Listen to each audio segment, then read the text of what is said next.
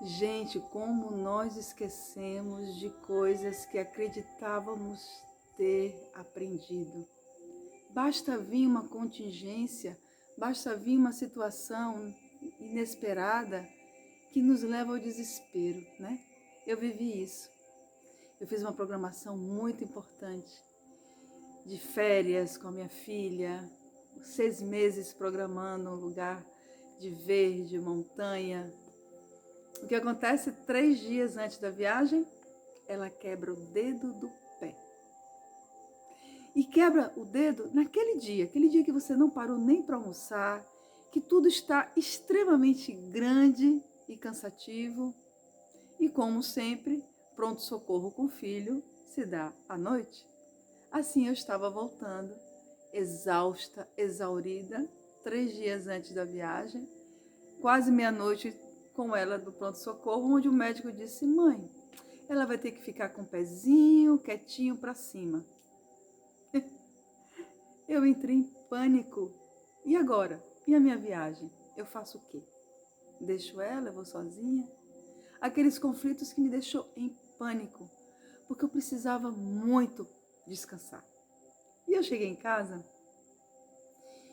e eu enfrentei um conflito ainda maior. Eu dormia pela exaustão ou eu chorava de desespero. Aí eu decidi o seguinte: eu vou dormir e amanhã eu choro. O legal, acordei e não senti vontade de chorar. Inesperadamente, 2 dias depois, ela estava com o pé curado. Não me pergunte como se deu, porque estava quebrado.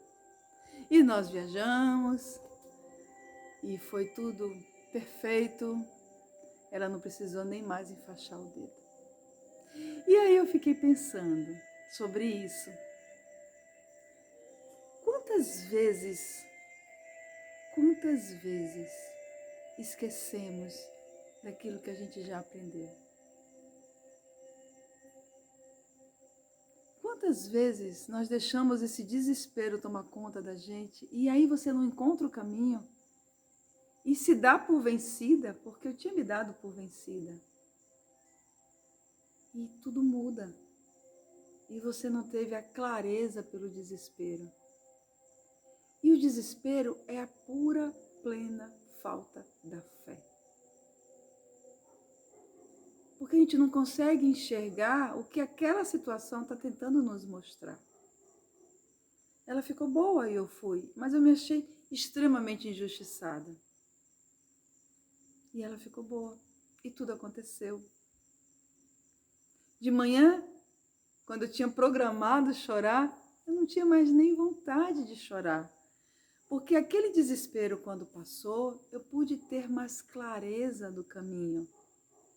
E muitas vezes precisamos fazer isso. Quando a coisa fica grande demais, quando ela esbarra nos seus desejos mais profundos, nas questões mais importantes para você e não acontece,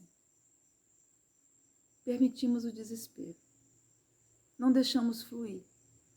Esquecemos o que aprendemos.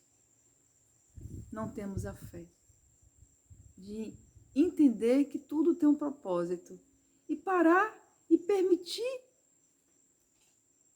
que a natureza das coisas mostre isso. Foi esse o meu aprendizado. O aprendizado de que o desespero, ele só faz me retirar, só faz me distanciar da solução. O desespero nega a minha fé no propósito de tudo que vem com uma finalidade. Acredito que esse evento veio testar, veio me testar e com certeza eu fui reprovada. Tudo bem,